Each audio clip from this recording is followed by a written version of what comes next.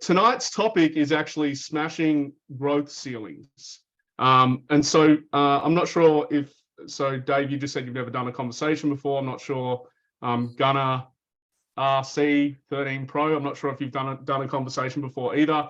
But the way it works is that we pick a topic. So tonight's smashing growth ceilings, and the way it operates is a bit of a conversation. I'll talk about some things about smashing growth ceilings, and then we sort of just bounce backwards and forwards between people. So, so first thing I want to do is really define what a growth ceiling is. And I think in order for us to all be on the same page, we need to have the same definition, because often I see is that people have definitions of things, but when they're talking about it, they often have different ideas of what's being spoken about. And I love you using this example just to illustrate this. So if I was to say to each one of you right now, what does I'm thinking of a tree. What does that tree look like? Just write in the chat and just let me know what type of tree you're thinking of. And then I'll let you know if it's the tree that I was thinking of. An oak tree. Shell, I know you won't be able to answer. That's okay. I prefer bamboo. Eucalyptus. I was thinking of an apple tree, right? And so one of the key things that I love to talk about if you work with me or work with us is that definition is important and language is important.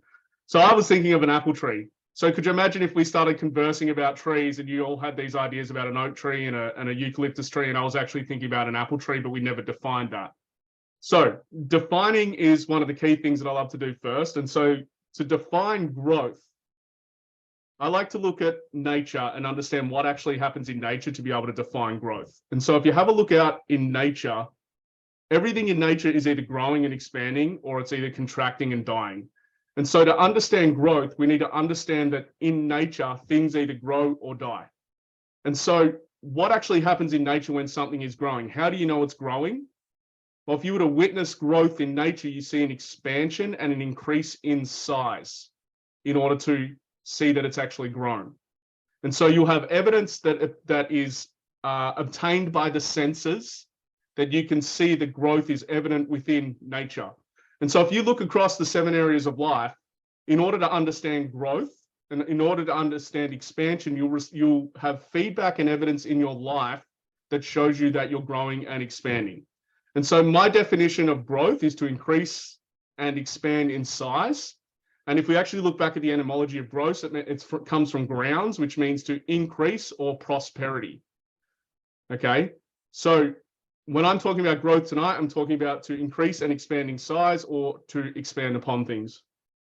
And then the next thing is ceiling. So ceiling's an interesting one, because I think that in the if you actually look at the origination of ceiling as a word, it actually just means the upper ceiling of a room or a similar compartment. But when it comes to personal growth and expansion, we often use ceiling in the sense of we're hitting up against something as we're expanding and growing. And so the meaning of ceiling is actually just a room, a similar compartment. But in this instance, it can also mean to limit or to cover or to conceal. And so when we're looking at ceiling in this, in the context we're talking about now, we're really just talking about an upper limit or to hide something, basically. Because if you have a look at an upper limit when we're talking about a growth ceiling, it's really just hiding us or keeping us from the next level that we're aiming to achieve at. So my definition of growth ceiling is to be inwardly or outwardly limited in our capacity to grow or ability to grow. And so to me, that's how I define a growth ceiling. I'd love to know for each of you what a growth ceiling is to you and how you define that. And because there's only 5 of us on, feel free to share via the microphone as well. So, Olivier? I'd say it's a perceived limitation. So whether it's like a true limitation or whether it's something that is imposed externally, but it's a perception of a certain limitation of being able to go to a certain point. And that creates restrictions in your thinking and in your actions. Yep, cool. Marcia, would you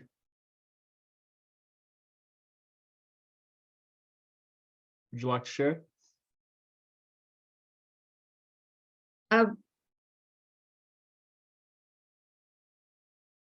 For me, it's like is invisible. It's when the growth seems to stabilize, like it's not going through. So for me, I would see, for example, could be a number, and it seems to just, no matter what we do, it kind of just stays there and not Okay. through that. Yep. Anyone else like to share? Dave? It's up to you, mate. Yep. Yeah, sure. Look, I'll give it a go. Yeah, for me with growth ceilings, it's for me it appears unconscious, and it's when I look at the results of my life, no matter what my goals are, if the results aren't matching, that there's a block somewhere, and I usually think of it as a growth ceiling. Yeah. So almost like the difference between where you are and where you want to be, but there's something like a limitation in between that's limiting you from achieving that. Yep. Yeah. Perfect. Cool. All right. So next part, what I'd love to talk about is growth itself, because I think without actually understanding growth and how everyone what triggers a desire for growth, it's going to be hard to actually understand how we actually break through a glass ceiling. So I'd love to know from you guys individually, what do you guys perceive are your triggers for one's desire for growth? And are there multiple ways in which growth can be triggered? Because I often see that the way I look at people in life, and especially in business and sports, so like if I look at business owners and athletes, and especially ones that I've worked with, often business owners and athletes are what I call driven by strategic ordered growth versus chaotic growth. And so what I mean by that is that strategic ordered growth is that people have a goal that they're working towards, and they usually have tactics, they usually have mindset, they usually have skill set involved in their strategic ordered growth that they're working on, and then they actually strategically hit a glass ceiling, and they're already potentially planned for that and trying to work through it, or they actually haven't even planned for it at all. So I'll just give a great example. So one of my athletes, she's one of Australia's top CrossFit athletes. And she really struggled with doing muscle ups, so ring muscle ups.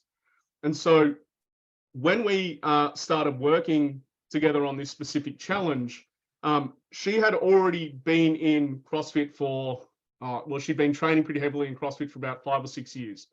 And so she had been strategically working and growing on all her weaknesses throughout her CrossFit journey in order to achieve a higher ranking in the CrossFit so she could get to the CrossFit Games. Now, the interesting part about her strategy and her tactics is before she started to work with me, she'd been focused a lot on the external world and what the actual skill sets were required to actually achieve a ring muscle up.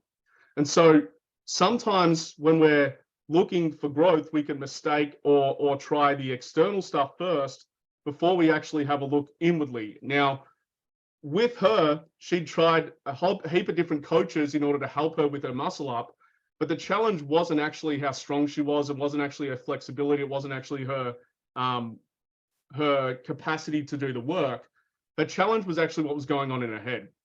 And so when we actually got working together, what I discovered was that she had when she actually started CrossFit, the reason why she started is that she was playing Australian rules football, and she actually tore her ACL, I think it was an ACL ligament in her knee. And she had a huge fear that was associated to injury.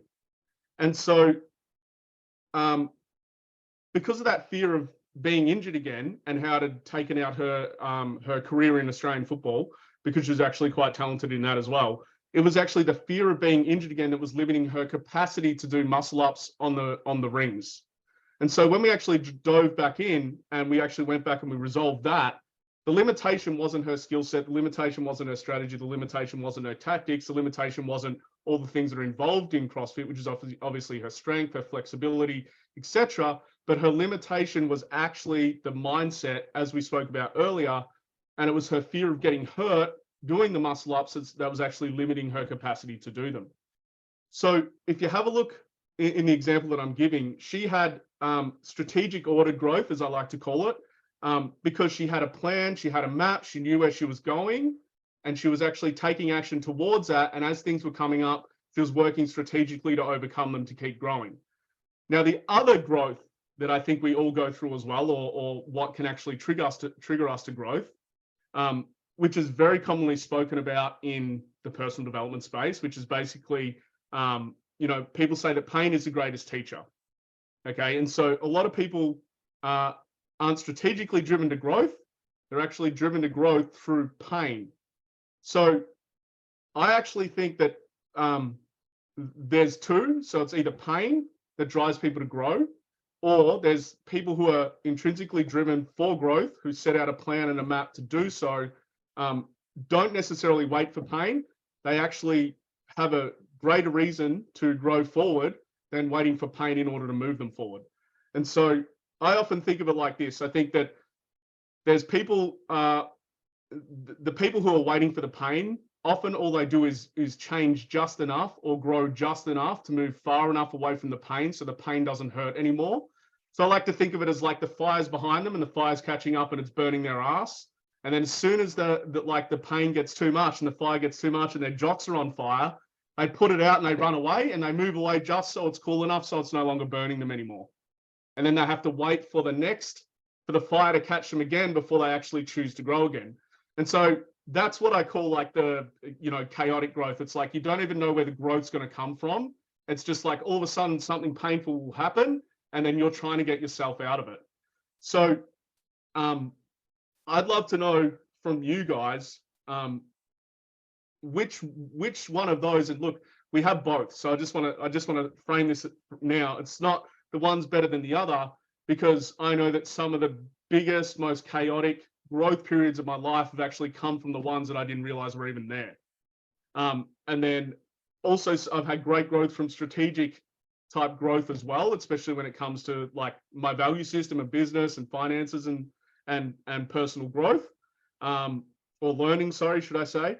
And so I've had great growth from that as well. So I know that if you have a look in your life, you'll have periods where you've done either one or the other. But is there anything that I've missed? Because I'm here to learn as well, and I'd love to hear from you guys. Is there anything that I've missed in just that you think are also great drivers for growth or initiate growth? So like make you aware. It's like you're unconscious of the growth, and then all of a sudden, boom, you're like, oh, I need to grow here.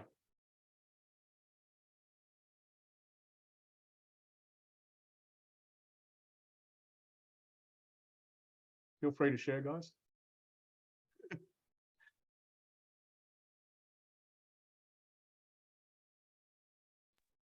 I think it's going to be related to pain, but it's feeling stuck.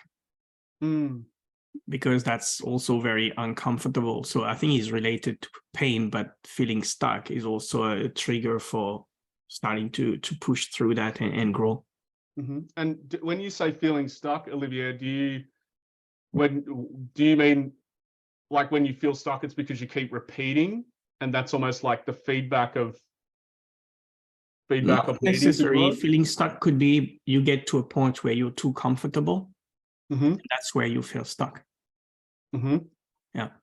So okay. There's no prospect forward for growth anymore. You become so comfortable that you cannot stay stuck in that state. Mm-hmm. Okay. Yep. There is no prospect forward for growth. Yep.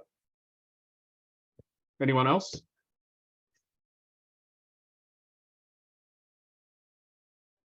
Definitely pain, like moving away from pain. What you said there, Justin, about the jocks on fire. Yes. Yeah. I never heard it put that way, but it resonates. Yeah. Well, I think, I like to think the pain burns our ass, like most people wait for the pain to be, strong enough for them actually to move. And I think, if you actually set fire to people's butts, they run pretty fast. So not that I've done that before, but I've definitely seen it on some comedy shows. So, and I've stood pretty close to some fires. So, pain, I think, is definitely a great motivator for people to change. But I also would like to challenge that as well, because I think that I think the pain's only a motivator for change or for growth, because most people don't know how to ask the questions to discover the lessons that are hidden within pleasure. Right? And so it's a bit of an illusion that that we need pain to grow, or that it is the greatest teacher. Most people only intrinsically look for the lessons when they're in a great amount of pain, because they're trying to get themselves out of it. But often when we're in a state of pleasure, we feel like we're winning, or we're actually kicking goals. I think the master actually reflects on that and looks for the success patterns, but also looks for the things that are actually a challenge within that they're missing, which then allows them to grow forward as well. And so I think that while pain also is one of the main triggers for growth, I think it depends on the way that you think strategically and the way that you think about things on what you can actually use for growth. And so pain or pleasure, either one can actually be used to grow you. But if we look at, like, say, the animalistic mind, or if we look at ourselves like, well, we're just trying to escape away from something. And if we look at the majority of people usually will only move when they're enough pain in order to drive them to do so. Whereas if you actually have a look at success patterns and people who are really strategic and people who consistently grow, you'll find that they're actually looking at the downsides, they're looking at the challenges, even when they're having the wins or before they have the wins, to set themselves up to mitigate the risks and the problems that could come up from taking on this growth challenge. And so while I think that for the majority of people, pain is definitely probably the biggest trigger for growth. And I would say that every single person here probably is in this room because at some point in time, they've had a great pain that's driven them to go on the journey to develop themselves. Would that be a true assumption for most people in this room? Yep. I think there's also, for me, the curiosity, like discovering something new. Yes. That has been a bigger trigger than the pain for personal development. Mm-hmm. Yeah. Okay. But was that also, I know that's a high value for you, Olivier. So was there also a pain in you as well, to actually in like not knowing? Potentially missing out. Yeah. Missing out on something that I could discover. So not necessarily a pain, but maybe a fear of not being able to access that. Yeah. Yeah. Okay, cool. Yep. Cool. Yeah. Awesome. It's really interesting, Justin. I love when you brought in the pleasure, like when not the pain, but the pleasure, being kind of winning, be on that. That was a very interesting question. And somehow listening to you, it just came to me. So last night, Olivia and I, we went to watch a new movie called Air, about Nike Air Jordan, and was actually very inspiring. I didn't know the story. And somehow this conversation, because it was about growth. So basically, there was pain because Nike at that moment had like 70-90% of the share market, and they wanted to go into the basketball area of the shoes. But it was just so inspiring to see how, yes, it was pain, but that's like the guy, when his speech, it was like inspired, like, because it was something. So what I'm saying is, like, okay, the pain may be the motivator. However, I think one is that the person somehow is ready. It's like in the tipping point. There's something. The pain is like the initiator, but they have something deeper within. So watching the movie yesterday, and he, the speech that he gave, like part of it was like, you could see like when inspired, don't know where it came from. And when he says, no, the shoe is just a shoe until someone step into it. So it's like he loves basketball. Like we can see that he spent his life going to the court and watching videos, and like he is really his highest values. Mm-hmm.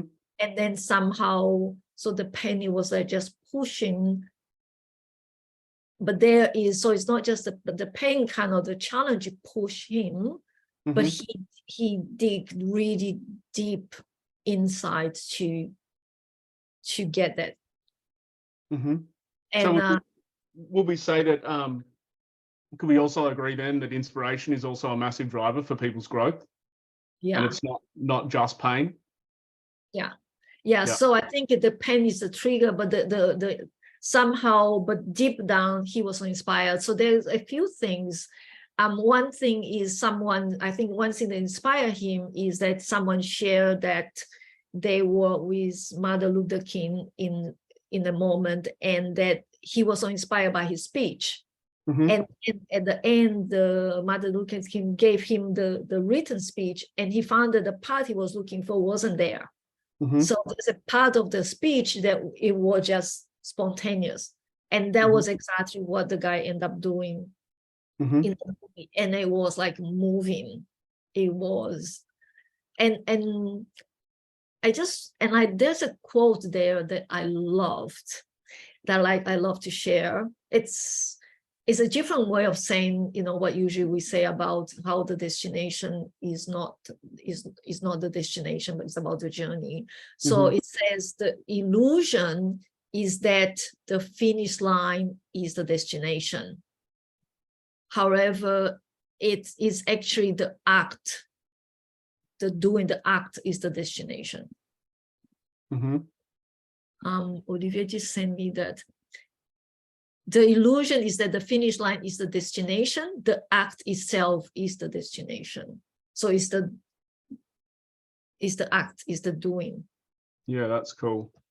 Yeah. That's cool. So somehow I just felt, called to like share this. It's inspiration, and it's something deep from within.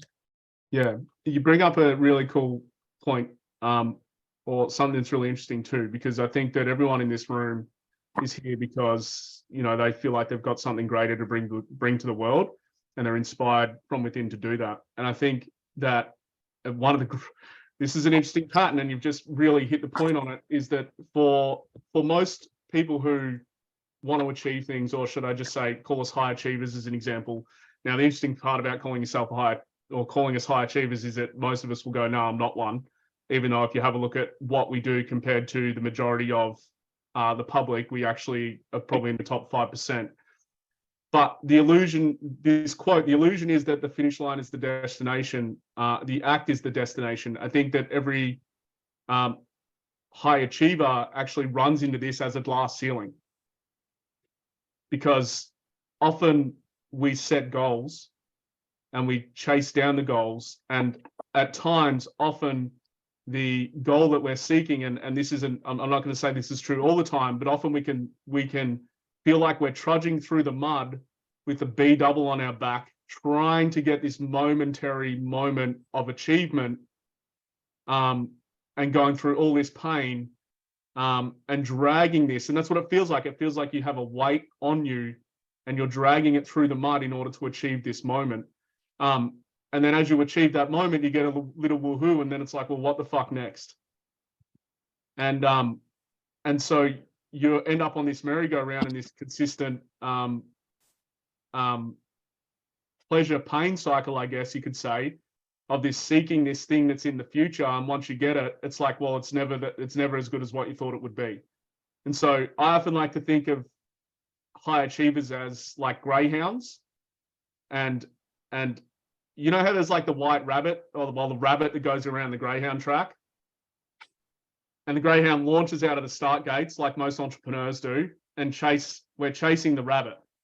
But the problem is the greyhound never catches the rabbit, and it doesn't matter how many times you cross the finish line. When you're going through this pattern, you never feel like it's good enough, and it doesn't matter how many people pat you on the back and tell you how good it is. You're always after the next thing, and you never notice the finish line. You think, oh, well, that's another race done. Let's just keep going. And so this is actually this pattern is actually a glass ceiling of business owners, entrepreneurs, even athletes. where they're just consistently looking ahead, crossing the finish line, and it's like, well, what's the next thing? And so just like the greyhound gets a pat on the back, the greyhound doesn't feel like it's a success because it never caught the rabbit. And so for an entrepreneur, you're always moving the finish line. And so that in itself is a glass ceiling, because if you're consistently moving the finish line, when are you ever going to be there? You're not. And so it's this consistent race of like unfulfillment that potentially goes on when you're chasing something into the future, or chasing something instead of being in the act, as you spoke about, Marcia, with this quote, like it's like the act that matters. The act itself is the destination. It's like, well, if the destination is every step that I take on my journey to whatever I'm want to achieve, then whether I get to that destination today or whether I get to that destination in 25 years, it doesn't matter, because I'm actually fulfilled now. And so therefore I'm not like seeking something in the future, which is only going to be filling my life with anxiety, stress, worry, concern, and making me very narrow focused. And so, as you can imagine, is everyone here? Oh, hey, Gavin, how are you, man? Is everyone here a business owner?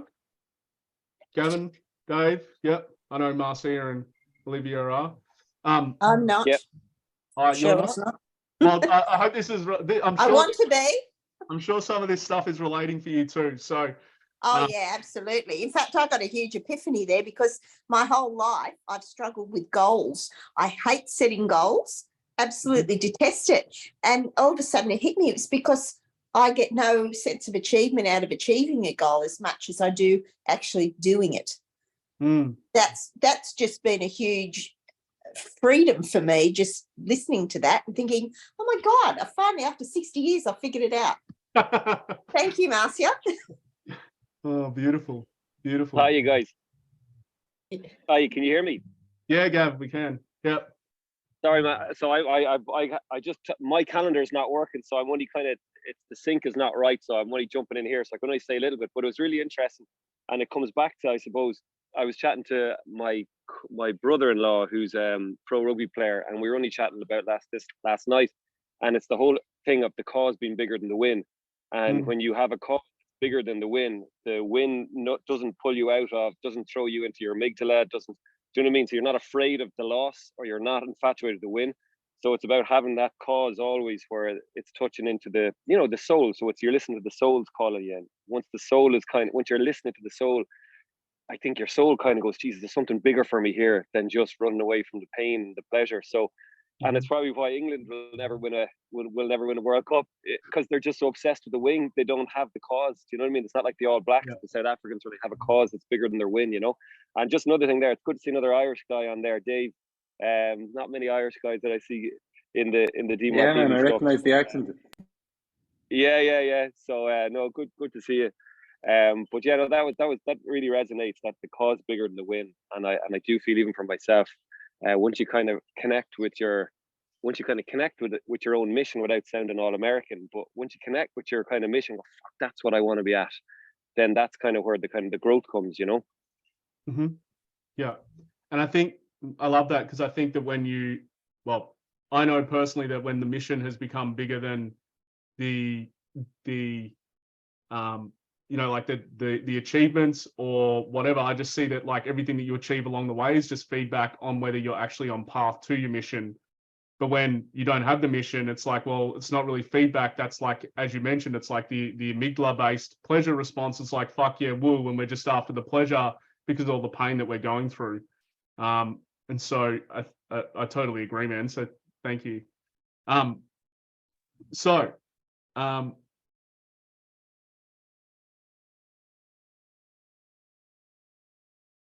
This is good. I'm enjoying this. It's my first one. So thank you, everyone. Could I just jump in very quickly there?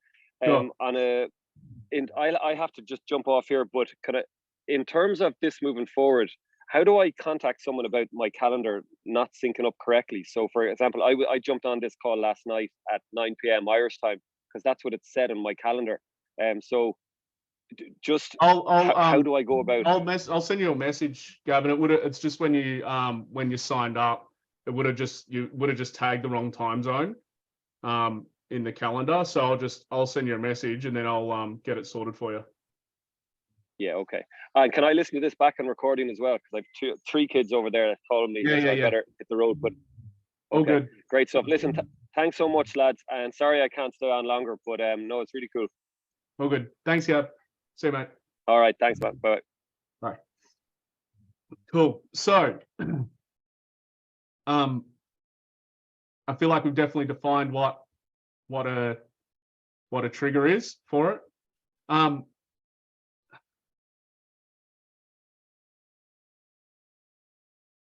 So, what is required for you to know if you're growing or not? And I think that's an important question as well when it comes to understanding your growth ceilings, because how do you know if you've hit a growth ceiling if you don't know what you're measuring?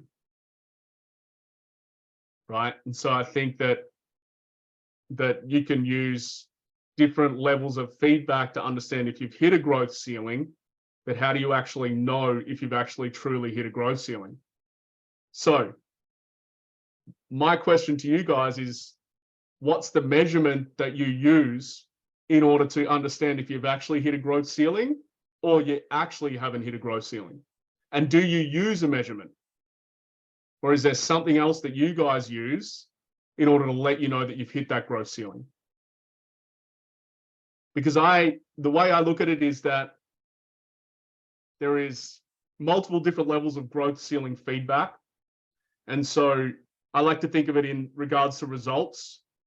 So there's definitely results. So if we're not achieving it, we're repeating the same results, we're not getting the outcomes that we want.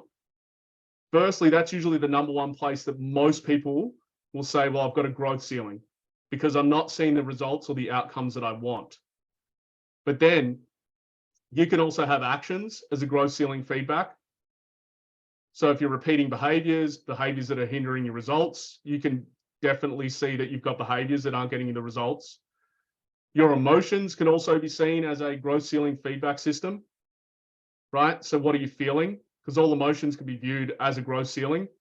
If we look at John's work, you can say, well, all emotions are revealing to us or giving us feedback on an imbalance in regards to our perceptions. And so therefore that's a ceiling for us to actually move forward. We also have perceptions, thoughts, and decisions. So if you have a look at that in itself, it also has elements that you can look at. So our judgments, our resistances, our capacity to deny and deflect, blame and justify, even distracted thoughts and emotions could be seen as growth ceiling feedback mechanisms, and even our circumstance. Now, so what I mean by that is your environment. Now, a great example of that, I'll just use out of my own life. When I was addicted to methamphetamines, one of the biggest changes that I actually had to make in order to help me move through that and get over that was actually to shift the environment I was in. So I was in a small town, and because I had a circle of friends that all used, one of the number one things that I had to do was actually get away from the people who were of influence. And so therefore my environment was actually a feedback mechanism, and it was actually my growth ceiling. So you could say my friends were my growth ceiling, and I didn't have the capacity or the resources at the time to shift anything else other than to get myself out of the environment, change my friendship circle. Well, I didn't even change friendship circle. I just left and went 8 hours away where I didn't know anyone except for my partner.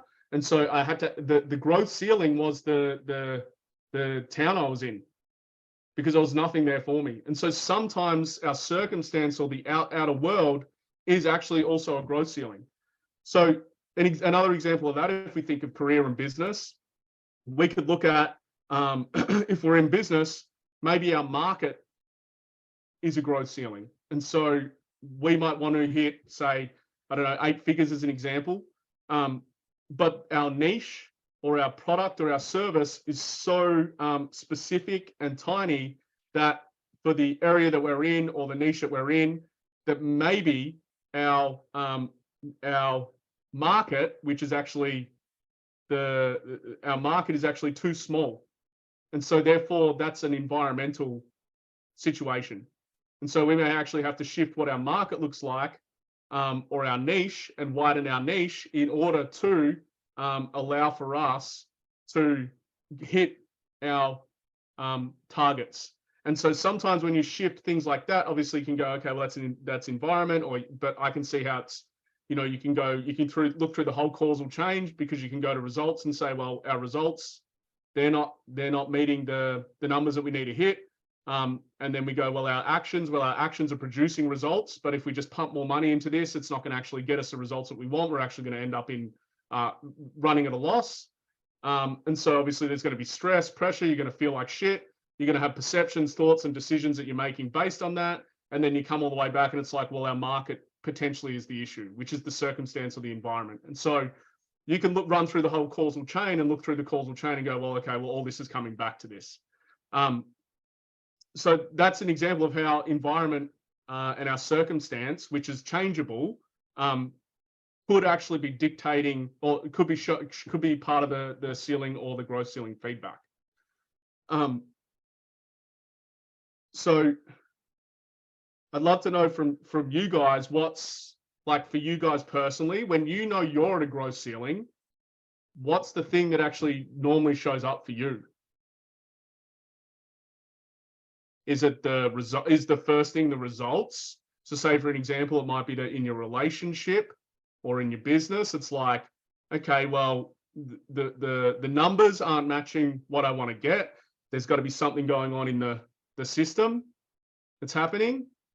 Or is it in your relationships where, you know, you're hoping for deeper connection, but every time you go for that, it's like something occurs in the relationship and there's conflict and you don't know how to mitigate conflict. And so therefore you may need to be looking at your perceptions, your emotions, your actions in order to change that. Like, what's the thing for you? How do you know when you're hitting a growth ceiling? What feedback is the one that you use the most?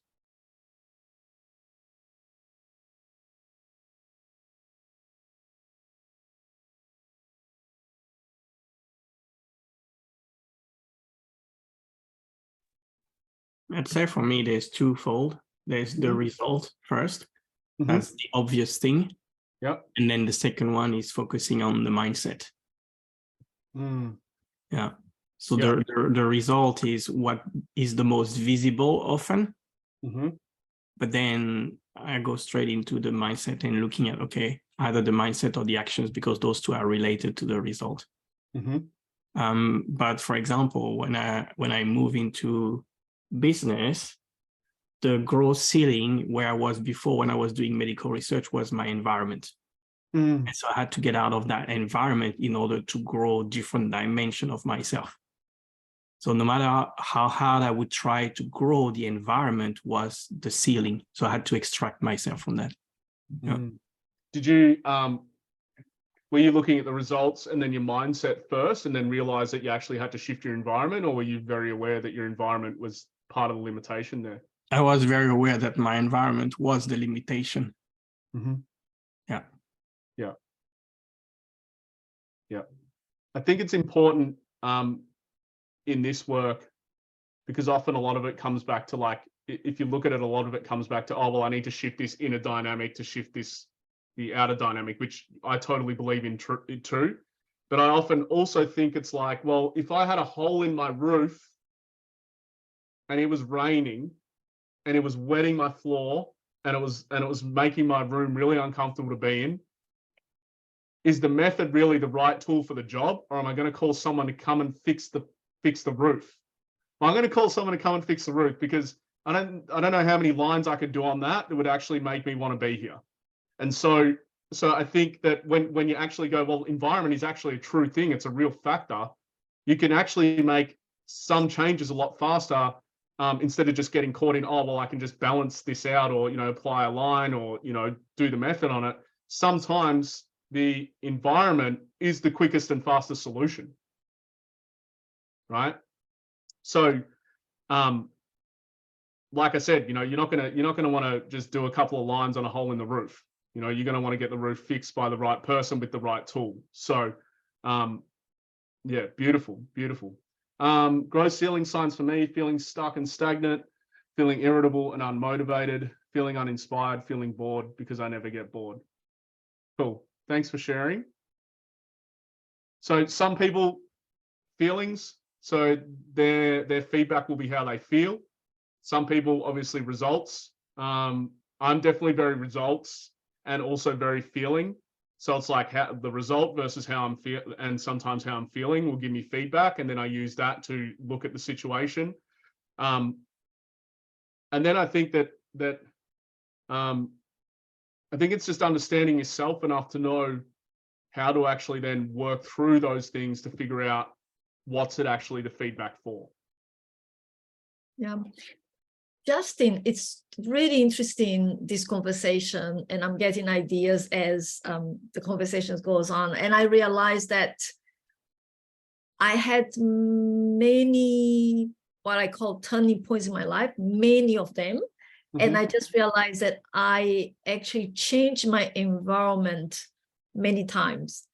And changing an environment very often, a few times, was actually changing continent. So I went from Brazil to US, and then to France, back to Brazil, back to France, and now we're here. And even so, I see that how so many times, and I didn't understand why back then, but now in hindsight, I could see that I was changing the environment to was not necessarily, well, it was a growth ceiling in a way, because all these changes, all these turning points was helping me to come to find who I really am and to find my purpose. So I see as is on the way. And so I could see, because when you're talking about the environment, and I just realized, wow, I have done that many times in my life. I'm literally shifting countries on my own. And so that will be one of them. And the other one for me is my physical, so my physiology. Yeah. Often some health challenges that I had as a feedback. Yeah. And today, I think more recently, is being more based on results, without coaching, more based on results. And my, I love the mindset. So for me, I think the slight difference with me and Olivier, I go to the mindset, emotional charges. Olivier tends to go more into clarity strategies. And sometimes I'll poke him on the emotions. Well, I think it's interesting because I believe that this is my personal belief, and I could be wrong, but I believe in business. I think that the numbers don't lie, and but the numbers can be distorted by your emotions. And so if your emotions are at play when you're looking at numbers, you put your biases on them, and you can create growth ceilings with that. And so I'll give you a personal example of that for me. And so when I was working with when I was working with another company in the same space, I had a personal sales month of $330,000.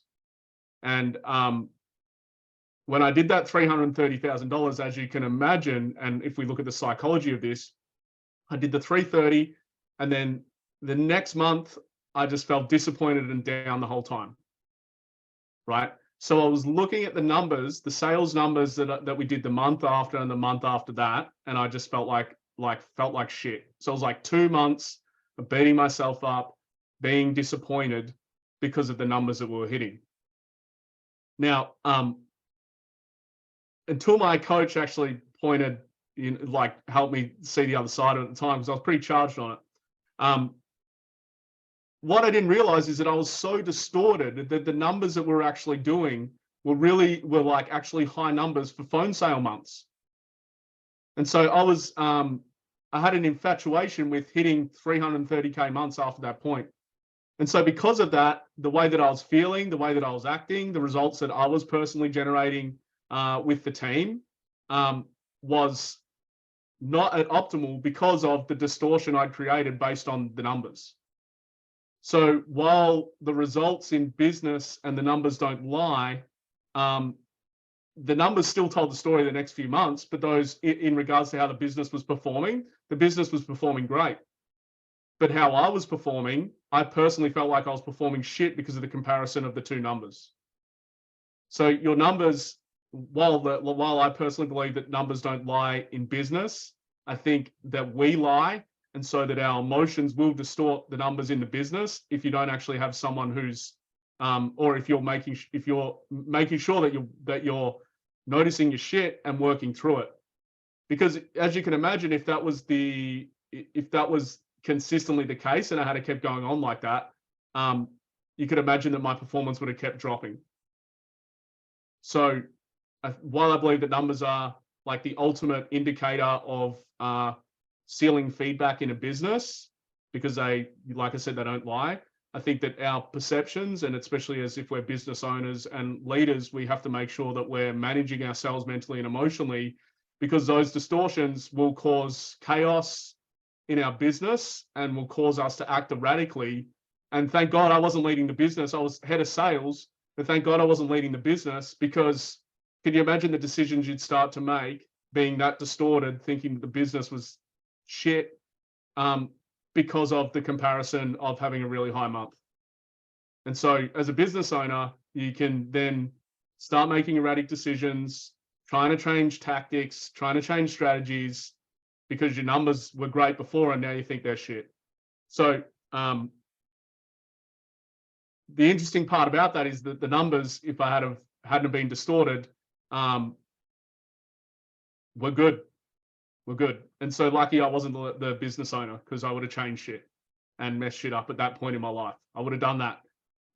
So we would have got worse results. So I think results and having measures when it comes to ceilings and feedback are really important. But I also think too that there's different areas of life where numbers are more important to understand than, say, other areas. And so if we look at business, important. Finances, well, what's finances? If you run your finances on emotions, you know that it's going to be fucked. You know, as you know, Warren Buffett says that pretty much every day when you hear him in a speech. So, you know, your finances, I think your health, you can definitely measure in numbers. So if you look at when athletes are training, or even if you're training in the gym yourself, if you're looking to actually measure your growth, you have to measure your growth. Literally, you might have to weigh what you're eating if you're trying to lose weight. You might have to understand the weight reps that you're doing. You want to make sure that you're tracking that stuff. And so I think that health is definitely a numbers game. Socially, I don't think is a numbers game. That's my personal opinion. I think that you can have growth ceilings in socially, but it doesn't have to be measured in numbers. And I think that's probably more of a social emotional game, I guess, if you look at relationships. And so I think the different areas of life have different feedback. Could you imagine, Marcia, and I'll use Marcia and Olivia, could you imagine if, Olivia, you were just documenting how many times you said hello to Marcia every day, and then basing how good your relationship was off that? Do you think that'd work? No, really.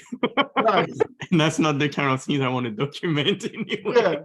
Yeah, right. But like, it's like, well, it's just not that, like, that strategy when it comes to growth it's not going to work. Like, your relationship's not going to grow. Oh, look, I said hi to you 47 times this week. Like, why aren't we growing? Well, there's obviously other things missing, Olivia. Well, we'll go 57 next week and see how that works, right? So it's like, there's some things where numbers are valuable, and then there's other things where, like, your emotions, how you act, and your perceptions, obviously they drive into all of it. But it's like the results, yes, because it's like, well, I'm still wanting something from this relationship, whether that's to be seen, heard, felt, to have a deeper connection, more intimacy. All those things are results or outcomes that you want, but it's not necessarily going to be measured on a number. It's going to I be think measured on a- there's two things you mentioned here. So there's the quantity, which is the number, and there's the quality, which is a lot more subjective, like you mentioned the feeling. But based on the story you just said before, with measuring the number, I think one of the trap as an entrepreneur, we measure and we judge, and so we get attached to those numbers. I think it's important to measure because it's a feedback. But if you get too attached to those numbers, that's when really it can mess you up. Oh, yep. And that's exactly what happened to me. And I've seen it happen. Like, I think because of those experiences now, like I see the numbers come in and I'm unswayed. I'm like, okay, well, it just is what it is. Like, we're here to, impact, and we're here to do business, and that's part of the game. Like, I think back then I used to look at it differently. Now I just go, okay, well, the numbers are feedback, or like the finances are feedback. That's not the outcome. That's not the result that we want. It's just a feedback that we've done something that's helped us achieve this result. And what's that? And so I 100% agree. I think when you get attached to what the numbers are, and I think you see this a lot in entrepreneurship at the start, because people are chasing 7 figures. Oh, I got to have my first 5-figure month. Got to have my 6-figure month. Got to have my 7-figure business. It's like you're so infatuated with the number that the whole journey of getting there, you're disappointed because you're not. It's like, well, it's like I'm not there yet. And so you become attached to the number that you don't even have. And the story you mentioned also, if you hit a really high number, then you expect to be hitting that all the time. And then you ignore the fluctuations. Yes, because business flows, right? Yeah. Up and down, round and round. And the reality is like, if I can go back now and look at it objectively, it's like we had a big events month. So we had multiple events in the 1 month. And so of course we're going to hit these numbers. And then the next months after that, it was just like back to phones. So I was like, well, that wasn't going to happen. So it's like, well, when you're not like attached to the number and you can actually take the bigger picture perspective, then you can also like elevate yourself out of it as well. And so you don't actually, like, I look at it now and it's like, well, that's part of how I look at things now because of that experience. And so I often like to think of myself up in the helicopter, looking over the whole thing rather than down in the swell in the water. And I think when you get in the swell in the water, in the emotion, well, you're never going to see the high level picture. Yeah. So there was one more thing I wanted to jump onto in this in regards to these areas, and I'll jump into it. So, but does anyone have any questions around that side of stuff? Well, Justin, I was just going to say, what you mean by the numbers doesn't count in social? Are you just saying that how many friends I have on Facebook or how many likes I get doesn't matter? Well, does it? Because it only matters if, if you're attached to that number. That's it. Like if we could go into a whole conversation on that, it wouldn't necessarily be growth ceilings, but if you have a look at social media. I hope you know I'm joking, right? Yeah, I know, but I think it's a great point because people get addicted. Marcia, you're not on Facebook. But no, like if in business, I think it's a great point because a lot of people get addicted to the dopamine hit of seeing another like or of seeing someone comment. When I go back and the reality is that sometimes the posts that had the least likes or the least comments or whatever were the ones that actually generated the most leads. And so it's like when you get attached to the wrong number in business, you become focused on the wrong thing and you wonder why you think you're driving for this result, but you want more of these things because it makes you feel good. So 100%, Marcia, but yeah. So yeah, that's definitely the case for me as well with numbers. It's like the dopamine hits of creating content, tracking the wrong numbers, and then realizing when I hit them, my feeling doesn't change. I'm like, this isn't what I was after. Yeah. Well, I think it's a trap, right? It's just another trap that as an entrepreneur you got to be aware of. But I think it's part of the journey as well, because there's plenty of influencers who have massive amounts of people following them, and they don't make any sales. And then there's plenty of coaches or business owners that have very few numbers, and they're doing 6-7-figure months. And it's like, well, it's because they've got a strategy, tactics, skill sets, mindset all tuned into that one thing. And obviously they've done work to get there, But it's like the numbers don't matter on social media, to be honest. So I think that's the important thing you mentioned, Justin, is don't get attached to the wrong numbers. Know what are the numbers that are really meaningful for you, rather than accepting whatever numbers, in the industry or in the society say you need to look at all these numbers, but are those numbers really meaningful to you or not? Yeah. And I think that comes down to what's the outcome you're looking for, right? And then if you don't know the outcome you're looking for, you never really know if you're hitting a glass ceiling either. Because if there's no result that you're trying to achieve, then how do you know that the feedback you're getting is the feedback that is required to actually get you to where you think you want to go?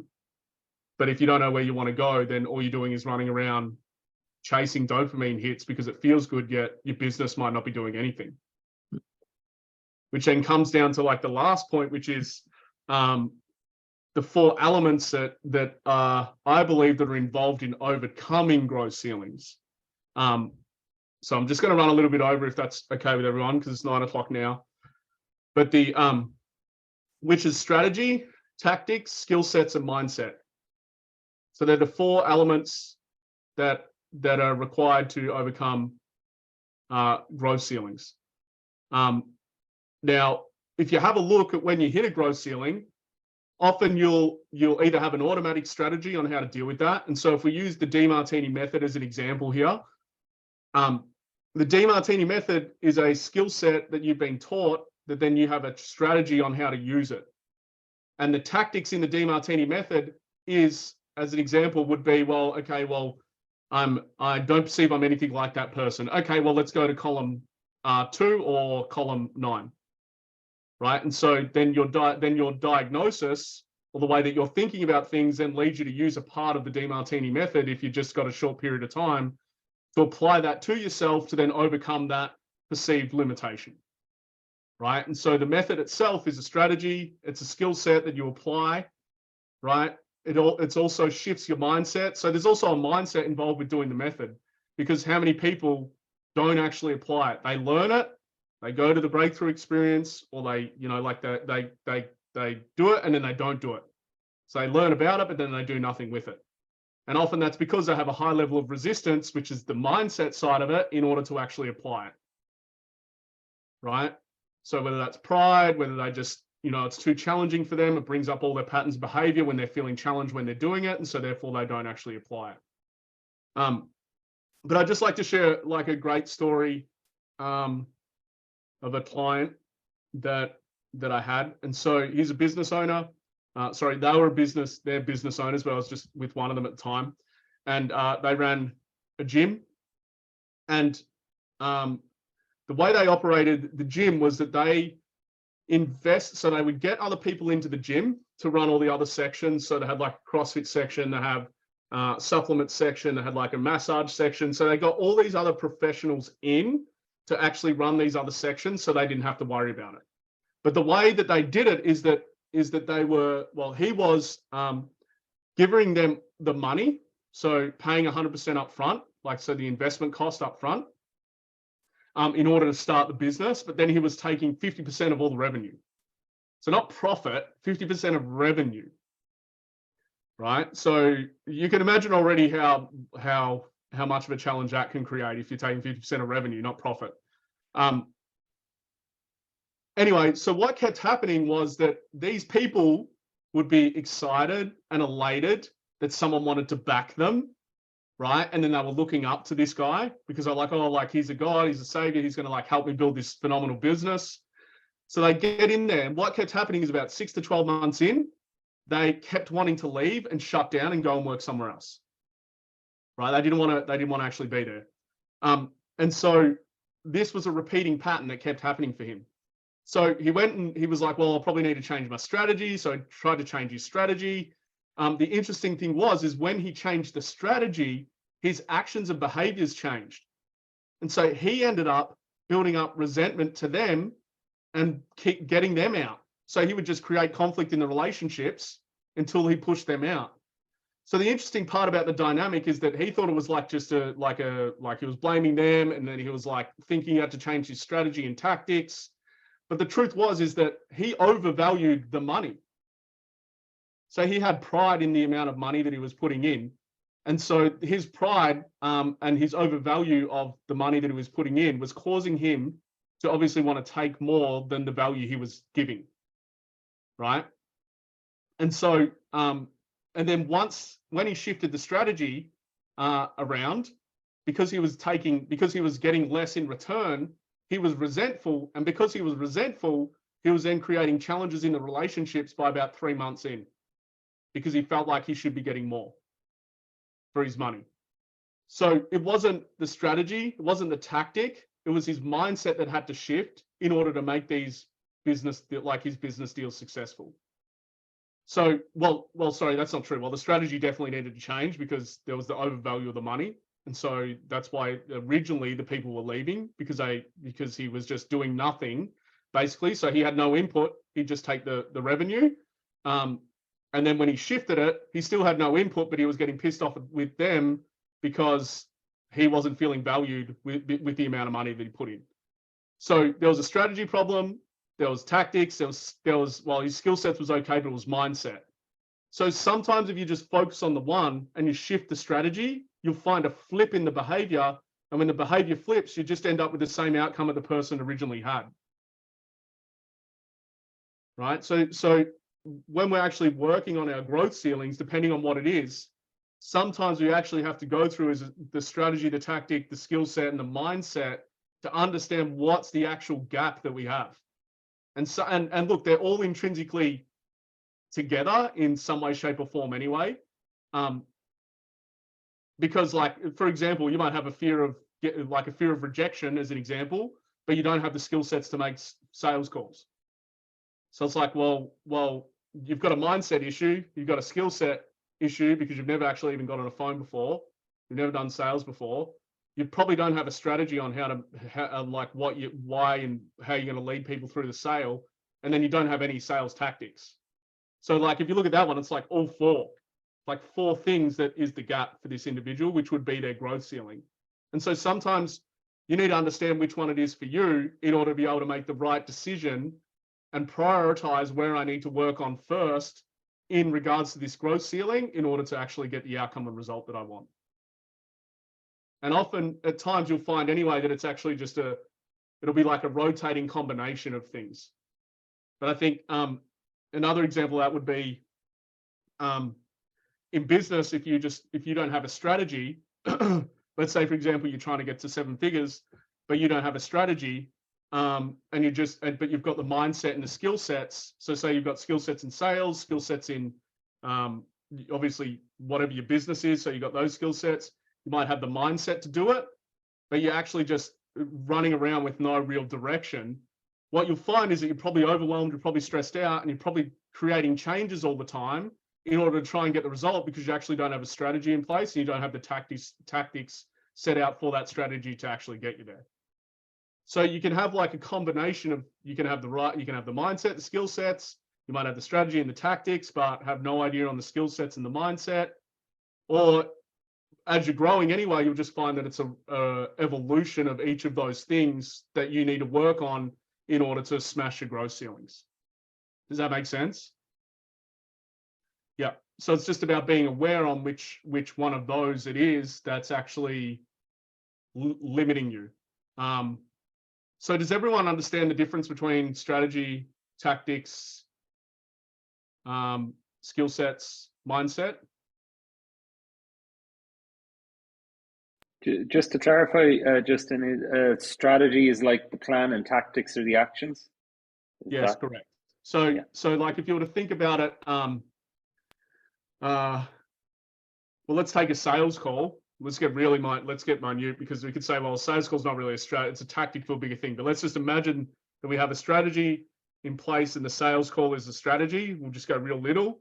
And then inside it, you could say, well, I have skill sets, which is obviously my communication. I also have, communications is the key one, right? There's obviously coaching as well because I need to be able to get information out of them. So you could say that that's skill set. But then you could have tactics, in the way that you overcome objections. Or you could have your sales calls set out in a specific tactical way so that you're overcoming objections at the start before they even come up, and then you're getting to the conversion, and then you're converting. And so the strategy might be like, you know, convert this sales call. I don't know, it's probably too small. And then the tactics are the things you do along the way. But in those tactics, so if we say handle objection, what are the skill sets that slot into that? Well, it's like framing, pre-framing, question asking, gathering information. Even a skill set would be like keeping my cool, my tonality. So there's all these skill sets that are stacked under the tactic, which is a part of the strategy of the sales call. But then if you've got the mindset of, well, if you're afraid of being like afraid of conflict as an example, then that's going to block that entire tactic. Because like you're probably not going to try and hold someone accountable to something they said earlier if you're fearful of conflict. And so the mindset, then the tactic, the mindset will be blocking all that. So you might be great. So an example here, and I saw this, we had guys who were great on the practice calls, terrified on the real calls, like couldn't do it on the real calls. And so it was a mindset issue. So once we got their mindset right, their conversions went up because they overcome those fears that they had that was blocking them. And so that was like their growth ceiling in regards to their sales calls, which then allowed them to implement the tactics with real people. Does that make sense? Yeah. So does that make sense in regards to strategy, tactics, skill set, mindset? Yep. Cool. All right, cool. Well, so tonight, guys, we have covered a good little bit of ground. So we've gone over the definition of growth ceilings. We've gone over like what triggers growth as well. So like what initiates growth for people. And obviously we only hit on 3 or 4 of those, but I think that you could probably deep dive on yourself personally and really look at what those initiators are for you. And then are they actually helpful? And is that actually a growth ceiling in itself? So it's like, well, if I have to always wait for pain, well, that's, and always, yeah, I said always. If I have to wait for pain, then that probably isn't an effective strategy if we've got big dreams and big goals. So I need to come up with I need to figure out a way that actually drives me and inspires me to actually grow, right? So it could be a great idea to look at yourself and figure out what those are. We've obviously had a look at what's required for you to know if you're growing or not, your levels of growth ceiling feedback, and then just the 4 elements that are required to bust through a growth ceiling. So is there any final questions before we finish up for this evening?